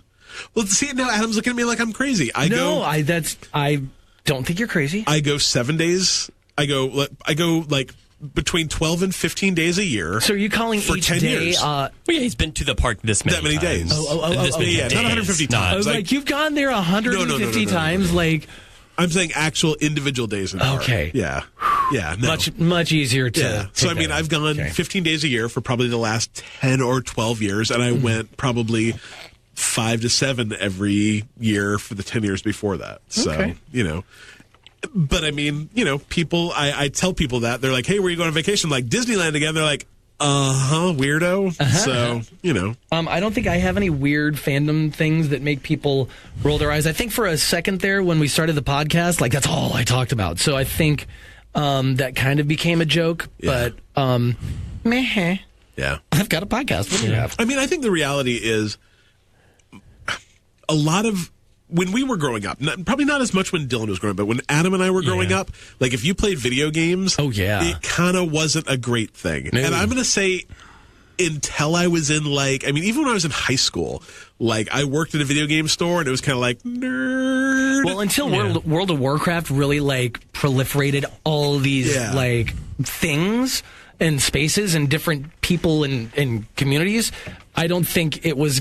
I think it was relegated to that weird. You're a nerd kind of realm thing. The turning point was the release of probably the PlayStation 2 and the Xbox, and games like Call of Duty and Madden, where all of a sudden you had a bunch of like dude bros in frats playing video games, and that's when it shifted. And I would say that shift happened in like, I don't know, 2000, 2001, and all of a sudden it was fine to play, to be a gamer. But I mean, man, the 20 years of my life before that wasn't great. I think for me, growing up was interesting because I really lived through that as someone who watched that happen. I'm in the atmosphere where people are ruthless and mean about that stuff. Like, because middle schoolers are the worst, I think. Oh, everyone knows middle school is the worst. Like, that is where people just have no filter and will just tell you exactly what they think about you. But like, I grew up, I liked a lot of things, but I also played sports. Like, I was an athlete until high school, and I also played miniature war games. So like that's literally the two different ends, right? Yeah. And I was pretty good at both of them. But you definitely have two separate groups of friends. Like, I have my friends that I play violin with. You play violin? I did. Then I have my miniature wargaming friends, and then I have like my basketball, baseball, football friends, who I didn't have a lot of them. I was kind of alone. Like, there was a couple of people that did have overlapping interests, but for the most part, I did it because I liked it. And then, I mean, other stuff as well. So like, it was kind of weird, but I think as you got a little older, and now, especially now, like you find out all these people that love Dungeons and Dragons, Stephen Colbert, Joe Manganiello. I don't know if I said his name right. Oh, you did. Now. Good job. But, Vin Diesel, like Terry Crews, like has a thing where he plays D&D on the internet. It's like all these people like just opened this door, and now like that's cool, and like they've done something really neat. And I was watching an interview with, it was an interview or something related to Joe Manganiello, but like he was talking about being a jock with jock friends and being a Dungeons and Dragons player with Dungeons and Dragons friends. And it was like you had two separate groups of friends. So it was like this weird role reversal thing that he did, though, by breaking down a barrier for jocks to like Dungeons and to feel comfortable, which is kind of the opposite way. So like, if you've never thought about that before, like that does exist out there. There are people on the other side that want to be your friend. So just be aware and open of that, because it's a very strange thing, I think, because it's completely opposite to what we think. But speaking on that, like I just showed my buddy, we were snowed in all those days, and one morning, because he was staying at my house because he couldn't get home either, and I was closer to his work, so he at least had a chance to go to work, and we put on one specific episode of, I can't remember what the show is called, but it's slipping my mind, but it's a D&D like live play, but it had Joe Manganiello and Paul White, also known as the Big Show from WWE, who grew up playing Dungeons and Dragons, this 7-foot, 400-pound, just giant man who was a professional wrestler for 20 years. And then you had these couple other guys, and that's what they were doing. They were doing this jock-based Dungeons and Dragons session, but he watched that with me, and he was invested in it as someone who's never played anything like this before, and he got interested. And since then, he has joined in, and we have played RPGs. Love it. And he is now a part of our gaming group that way. So it's good. I think the one thing that does make people roll their eyes about when I'm like, you know what we need to do? And they're like, what? I say karaoke. We need to do karaoke real bad. Oh, I know. I'll go. I'm not singing. I'm not doing That's it. fine. We'll do Uncle Moe's Snappy I'll and watch. yeah, we'll do that. Slappy Moe's. Uncle Moe's. Slappy Moe's. I just need to Uncle get rid in. of my kid one night. That'd be fun. I mean, there's ways to do that. That's the first time you told me about it, you called it Slappy Moe's. I called it Uncle Moe's Slappy In. But it's Slappy Uncle In. Moe's Snappy I In. like Slappy Mo better. I do too. Me too. Slappy Moe's all right. Uncle in. So up next, thank you, Angel Girl 721985. Turn down for what wants to know what games would. Oh, sorry. Turn down for what wants to know what games would you like to see get done as a classic JRPG? None of them. For real. There was a time when I loved, like, classic JRPGs were my jam. Mm-hmm. They are not any longer. Yeah. Really? Don't really like turn-based RPGs. Let's take something fun and grind it down to a halt. And Don't like grinding. Turn it into. I think, as someone who really loves like board games and stuff, I'm just gonna play a board game at that point. Yeah. Like I don't. For some reason, that like most turn-based games, even nowadays, like unless it's like a Civilization or something on like that building scale, like. But I'm not into random encounters really. Like pretty much all the like main things that make a JRPG, I don't like any longer. I really liked Octopath. Yeah, I really, really liked it. I wanted to, and I don't know. It's just not. It's just not who I am anymore. So. Yeah, I don't know if I could think of it. That's the thing. Like those games, there's so many of them. I don't know if I could, because I think the stories that are told in those games are told best through those types of games. And all the games that I like to play, they have their stories told, or at least that's the only way I could see them being told is through that actiony or platformy or first person kind of like thing. it might be kind of fun to do something kind of sci-fi, like take like the Mass Effect universe and push it into a JRPG. It's got a really good story, a lot of interesting characters. Your party size does that. Like, hey, sometimes I got one person, sometimes I have 9 people. You know, kind of JRPG kind of thing. That could be cool. There are people with different abilities in that world, so like that might kind of work. It's a little bit outside of There's a Stranger Things mobile game, and it's kind of JRPG-ish. Really? I want to say, or maybe maybe it just looks like a top-down JRPG, and it's not. I don't know. But I can see, like, maybe Stranger Things getting that kind of treatment. I think that could be cool. Something like that. Something that's super, super, super heavy on story. It's just not my thing anymore. I wish it was, because I loved it as a kid. But sorry, turned down for what? Yeah, sorry, man. Yeah. All right, Kangaroo Jack wants to know, do you guys think we'll ever see the return of Command & Conquer games like Red Alert 1 and 2, or even Command & Conquer Generals remastered versions, or have those sort of games kind of run their course? So unfortunately, Dylan and I both made show notes this week. and I deleted mine, and we used Dylan's. I actually had a link in mine. Oh, did you? Okay. These games are actually all getting remade. Oh, sweet. EA announced it like a month or two ago, but I don't remember exactly which ones. I think it's Red Alert, maybe the original. Never played a Command & Conquer. single I'm Command not & Conquer familiar. game. I know what the box looks like, but that's really it. So I don't. They're just real-time strategy games. It's really I mean, it was, you know how every once in a while there'll be like two movies or two music artists that kind of play against each other. Right. Like the one that for me and always in my head is always Bon Jovi, Def Leppard. Like they kind of were whatever. This was just World of Warcraft and Command & Conquer kind of battle against each other. I loved the Warcraft games, never played the Command & Conquer games, but I played Warcraft a lot. Yeah, folks love them. Hans, who does 8-Bit Bytes with me, was a big Command & Conquer fan. So, nice. But yeah, these are all getting redone.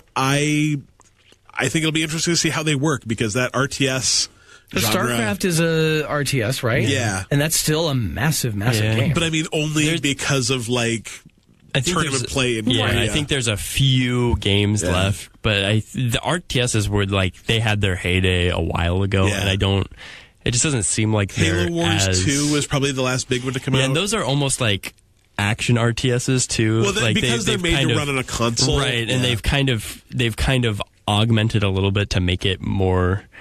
I don't know what the word is, but easier to run, action heavy. Tooth and Tail was a really cool RTS that came out 2 years or a year ago. I'm going to say that it was the entire idea behind that was it was kind of set in kind of a red wall, like mice and foxes and kind of stuff. But the idea was they're like 5 to 7 minute matches instead of 30 to 45 minute matches. It was an interesting game. Yeah. The problem I've always had with RTSs is I intellectually think I will be very good at them. Oh yeah, no. And I am not at all. Yeah. I overthink them every time I play them. So yeah, I really loved Age of Empires. I loved.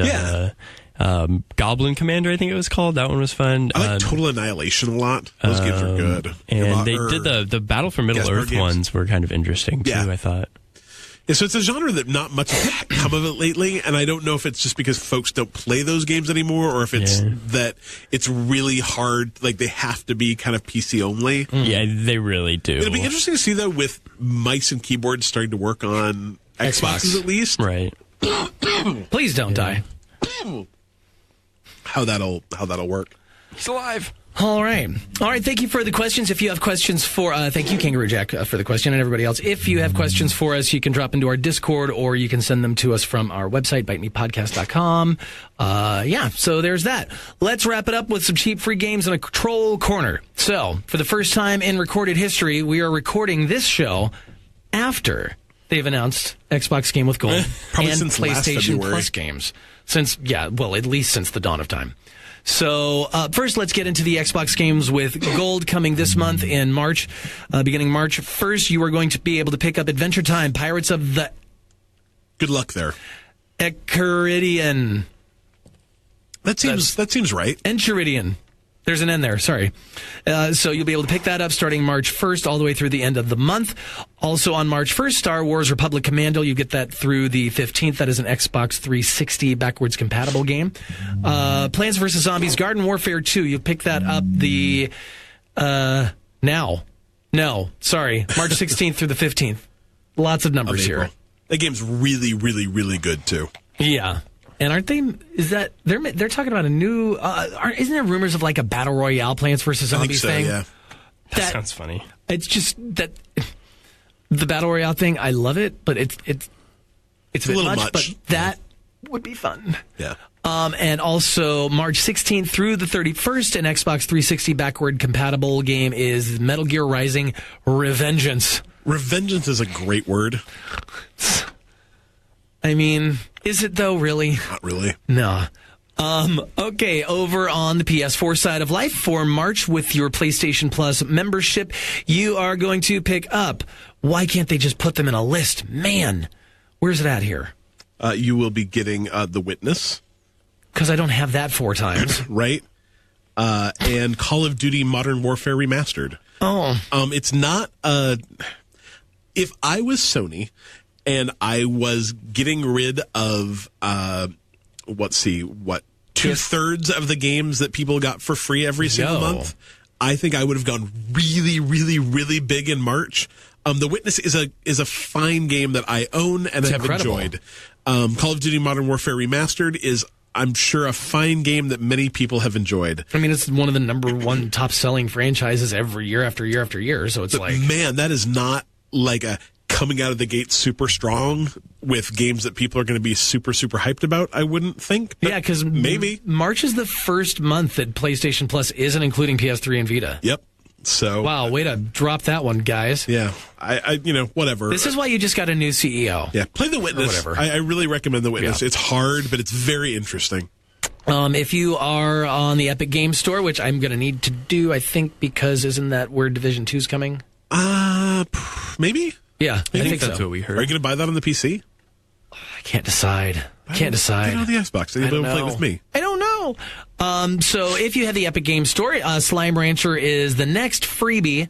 Because what is it? Every 2 weeks? Yeah, so that'll start, I think, on March 7th or 8th. It's kind of, I think their games overlap by a day. I need to get on there now because Thimbleweed Park is still available till March 7th. Get Thimbleweed Park for the next week. That game's so good. But Slime Rancher is also really good. Like, I didn't have really high expectations of that game, and I started playing it one morning before work and was late to work because I lost track of time. So I think that's a good endorsement. I would say if it made you late for work. And I believe it also has a free VR version. I don't know if the Epic Store version of it will have that, but it's a really fun, just kind of cute game about collecting slimes and starting a slime ranch. Yay! Speaking of Division 2, open beta is starting this weekend. So Friday, March 1st, it's going to go through March 4th. So just this weekend, Division 2 open beta. Is that going to be all platforms or is it just... I believe it is all platforms. I played the closed beta... How was it? 2 weeks ago. If you liked the Division 1... Loved it. Then you'll love the Division 2 because I literally could not tell you any difference between them. Really? But, it was fine. Okay. Players are still, bad guys are still kind of spongy, still plays great, still shoots great, still looks great. One thing I'm curious to dive into is their menu system and the way everything, like you build your loadouts and your upgrades and your stuff like that. I hope they cleaned it up a bit. I hope they cleaned it up, and I hope that they make it a little bit more obvious that there are different loadouts. Like, that was a game that I played for, 15 or 20 hours and started reading a walkthrough. They're like, okay, so you can either have a healing loadout or you can have a, fighting loadout, or you can like, really? Huh. I tried to, once I figured that out, I started to balance it out, and I'm like, oh, wow, I'm way better at this than I thought I was. Yeah. Open beta for Division 2 is this weekend. Finally, Hitman 2's first mission is now free for everyone. Now free for everyone from where? It's a really good, it's the Hitman 2 starter pack. It is... On Steam. There you go. I've heard great things about Hitman 2. It's a game I've never played. I've never played any of the Hitman games, but I've heard that 2 is excellent. Kind of want that. Yeah. If you're listening to this podcast on the day and date of posting, the Hitman's 2 starter pack is free. Any progress you make will carry over, and that game is currently on sale at 37% off, so $38 right now, but that sale ends on the 28th. Oh, bummer. So, but it's still free. If you buy Hitman 2 and own Hitman 1 too, you can play all of the Hitman 1 levels inside of Hitman 2. That made my brain break, but I think I understand what you said. You don't have to boot up the 2 games separately if you want to play a mission from and you'll get all the game. advantages of playing in Hitman 2. Oh, yeah, I like that. That's kind of nifty. stuff. All right, so there you go. There's all your cheap free games. Oh, a little game I picked up for free on my iPhone today is called Snakebird. And that leads us on to Small Bites. Yeah. It's not it. It's because I used... Got it. Yeah. Snakebird. Go download it. Adam showed me too. It looked cute and it had good music. Totally wrong set of notes because it's not in front of me. Oh. That's why I'm like, that's why I was going to talk about it. Oh. Yeah. But you'll love it. Yeah. Tell us how much you love it. I love it a lot. There you go. Snakebird. I love it. That's all you need to know. That's why you need professional critical reviews. Adam loves it a lot. Yeah. Anyway. Okay. All right, so there's that. Now, let's go to the Troll Corner. I'd like to put in the Troll Corner whomever updated these notes and not mine. Sorry, man. I know, it's fine. Troll Corner, who's that? THQ Nordic. First of all, didn't realize they were still a thing. So THQ Nordic is actually rose like a phoenix from the ashes of THQ. So THQ and THQ Nordic are not in the same company. THQ Nordic is a company that has just been buying IP all over the place. But they released like the Darksiders games. Yeah. So they decided to do a AMA on 8chan yesterday. You familiar with 8chan? Not really, because I stay off of the internet for the most part. Wait, is it 8chan or 4chan? 8chan is 4chan's significantly worse older brother. Oh, no, I had no idea. 8chan is a website that has been delisted from Google because of suspected child pornography. Oh, no. Apparently, THQ Nordic did not do their homework. Good job, guys. Anyway, they had to release a very, very sad statement. I personally agreed to this AMA without doing my proper due diligence to understand the history and the controversy of the site. I do not condone child pornography, white supremacy, or racism in any shape or form. So that's Philip Brock, who, as of yesterday, was the PR and marketing director of THQ Nordic. Woo! Yeah, you tried to get through that one. Ran out of cough drops. That's okay. Anyway. So, yeah. So the moral of the story here. Do your homework. Do your homework. Yeah. I mean, ultimately, pseudo-honest mistake. They're a big company, so they should probably do more due diligence, but... Well, if you're the PR guy... Right, like, that's definitely your job when you're, like, you're in charge of your brand, so, like, but he's owning up to, like, I made a mistake. That's really all you can do, right? So doing an AMA on Reddit these days is kind of edgy, so... Well, yeah, why didn't they just do it on Reddit? I think 8chan actually invited them. That's what it sounds like. They invited them, like, yeah, we're feeling saucy today, and they did it, and yeah, so... Oy. That's why I feel like it was a little... Because if you don't know, and they just say, hey, do you want to do this? Sure. Like, he said sure without just Googling it, right? So... But then the thing is, if you Googled that, would you have been able to find it? Well, I think that's the first step. You Google it, you're like, that's not there. That's weird. Right? Oh, good job, THQ Nordic. Go make another great Darksiders game. That's it. That's it. All right. So also cheap free games. If you ever want to pick up some cheap free games and support some really great causes, you can join Humble Bundle monthly, and you can check out the Humble Bundles through our affiliate link. We are an official Humble Bundle partner. It's bytemepodcast.com/humble. So go check that out. And while you are at our website, you can go to our Discord channel. That's bytemepodcast.com/Discord. Right? Things like that? Yep. Yes. Cool. And that's bytemepodcast.com. Same thing on all the socials at Byte Me Podcast. That's it. That is all. That is all. Have a great weekend. Play the Division 2 beta if you are so inclined, because I'm really curious to know about that. Yeah, I'll probably play it. Yeah, I want to know about it because I have people in town this weekend, so I'm going to be shuttling people around and going to a concert. Nice. Who are you seeing? Robin. I don't know who that is. That's okay. Okay. Bye.